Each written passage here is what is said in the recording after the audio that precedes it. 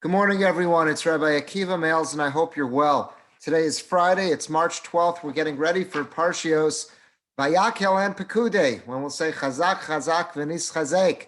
Kadosh Baruch Hu should continue giving us the strength that we daven for, we ask for, and He should let us reach the end of this tunnel. We're beginning to see the light at the end of this pandemic tunnel.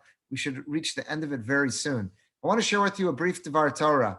In the Parsha this week, we're told about all of the items that were brought in for the Mishkan, and not just the construction of the Mishkan itself, but all the items that would be necessary for the big day kahuna, the special clothing that the Kohanim would wear. And the Kohen Gadol, on his shoulders, he had the Avnei Shoham, those special stones that had engraved in them were the names of all the Shvatim of Klal Yisrael. And the Pasuk says, in Pekudei, it's Lamed Tes Zayin, Vayosem osam al kisvos ha'ephod. He put those avnei shoam onto the shoulder pieces of the ephod, and it says avnei zikaron livnei Yisrael. There were stones of memorial for Bnei Yisrael. Now, if you were to ask me, what does that mean, avnei zikaron? There were stones of a memorial. I would have said one of two things. That number one, it means that avnei zikaron, that Hashem will see them. He'll see when the Kohen Gadol comes lifnai lifnim into the Kodesh HaKodashim. He'll see on the Kohen Gadol's shoulders are the names of all the Shvatim of Bnei Yisrael, and Hashem will remember Bnei Yisrael. That's probably what I would have said. Or I would have said that the Kohen Gadol will see those names, and he'll know to daven for Klal Yisrael. That's what I would have guessed if you had asked me, what does it mean, Avnei Zikaron? The Meshech Chachma, in his Perish to the Chumash, he turns this totally on its head. Let me read to you what the Meshech Chachma says.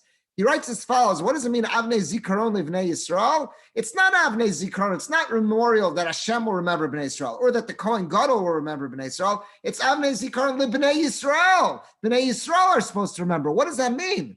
So the Meshech Chachma writes, Sheyizkru Bnei Yisrael, Sheshmosam Chakukim Be'ephod Ufnei Hashem.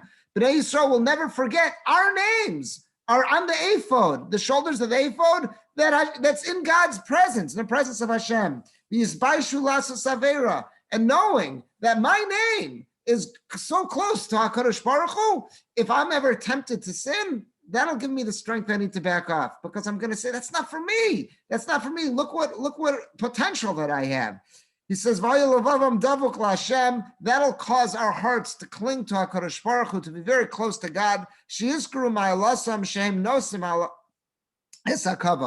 that'll remind us, is that look who we are, look how lofty we are. My name was worthy of being on the Kohen Gadol's shoulders, that's going to be near the Shekhinah. How could I do something that's so wrong? So that'll give me the strength I need, it'll give me the fortitude I need to get past whatever temptation it is that I'm feeling.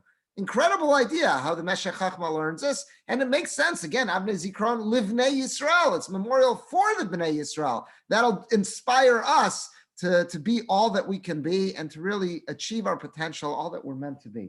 And you know what this really brought to mind? There's a very famous idea just a number of weeks ago, I think it was just a Shloshim, we lost a real giant, Rabbi Dr. Abraham J. Twersky. And Rabbi Twersky, very often, I heard him say this when he would speak, and I also saw it in his writings numerous times.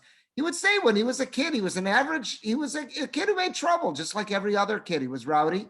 And he said, how did his father reprimand him? His father very wisely reprimanded him with a few words. He would say to him, "Es pasnisht, you're better than this." He wouldn't say to him, "How could you do this? What a terrible thing to do. You're such a bad boy." He would never do that. He would say to him, "Es pasnisht, you're better than this. This is beneath you. Such behavior like this, come on, that's not for you. You've got such potential. You're so lofty." That's how he would reprimand him. And Rabbi Twersky would always say over that made such an impression on him, is that, yeah, he needed to be reprimanded every now and then, but how did his father reprimand him? Not by beating him down, but by lifting him up and saying, you're great, your potential is so great, behavior like this is beneath you, you can do so much better, I believe in you. And he said that made such an impression on him. And that's what the Meshech Chachma is really saying about this Avnei Zikaron, on the Avnei Shoam, those special stones, they served in that function. They were that espasnish, that would remind Klal Yisrael that giving into temptation is beneath us. More, I can do more. I know I can. One final thing I want to share with you on the same theme. I chanced upon this from the Shalah, the great Shnei Luchos Habris. I saw such a beautiful idea that he says right at the beginning of Sefer Devarim, is that Moshe Rabbeinu, when he's calling Bnei Yisrael in, and he wants to give his final will and testament, which does include a lot of reprimanding for Klal Yisrael, listen to the words Moshe Rabbeinu says at the beginning.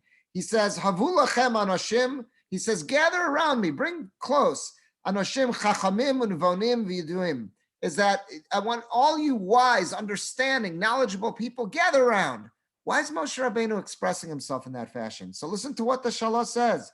Ha'inyan, what does this come to teach us? If I ever need to reprimand another person, I'll tomar lo kach v'kach ato garua. This is what you've done, and you're such a rotten person. That'll just cause the other party to feel hatred and resent me, and they won't listen to a word I've got to say. But rather, what should I do? Rak adarabba, tomar lo. To the contrary, what I should say to the other party is, Chachamata, you're such a wise person. You're such a good person. Therefore, it's beneath someone like you to be involved in such behavior. That's the Shalah saying, it's pasnished. Exactly what Rabbi Twersky was saying, what his father would say to him, how he would reprimand him. Here is the Shalah much earlier. He's writing this in the 1600s, that this is an important message that we all need to bring to our hearts when we're dealing in all of our interpersonal relationships. And there are going to be times where we have to tell another party that they've let us down. Let's think very carefully how we express ourselves. Let's not knock the other party down. Let's try to get our message across in such a fashion that can lift that other party up, that can make such a difference, letting that other party know we believe in them, that they're capable of more. That can have such an uplifting, positive message, and that could really be productive. If what we're really trying to bring about is improvement, let's choose our words carefully, and let's express ourselves in a fashion that's going to be most suited to bring about those results. Have a good Shabbos, everyone.